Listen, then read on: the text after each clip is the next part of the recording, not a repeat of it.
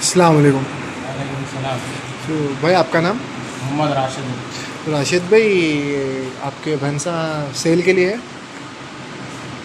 हाँ, सेल के लिए। तो क्या प्राइस है?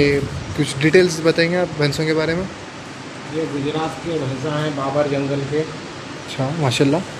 और ये 1,30,000 से 1,50,000 तक है। 10 लीटर की गारंटी है। जी 12-13 लीटर दूध देते हैं भैंसा। जी।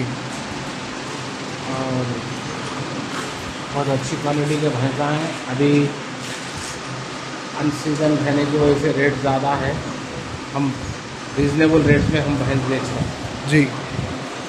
तो राशिद भाई, आपका लोकेशन क्या आएगा? ये पेद्दा गोलकुंडा शमशाबाद। पेद्दा गोलकोंडा शमशाबाद। जी, और आपका मोबाइल नंबर एक बार आप बोल दीजिएगा।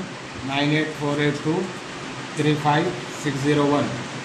तो देख सकते हैं आप सब लोग, माशाल्लाह बहुत प्यारे और हैवी साइज़ के भैंसा हैं। जो भी इंटरेस्टेड है, राशिद भाई का नंबर राशिद भाई बोल दिया, और साथ में डिस्क्रिप्शन में रहेगा और भैंसों के डिटेल्स भी रहेंगे और लोकेशन भी रहेगा।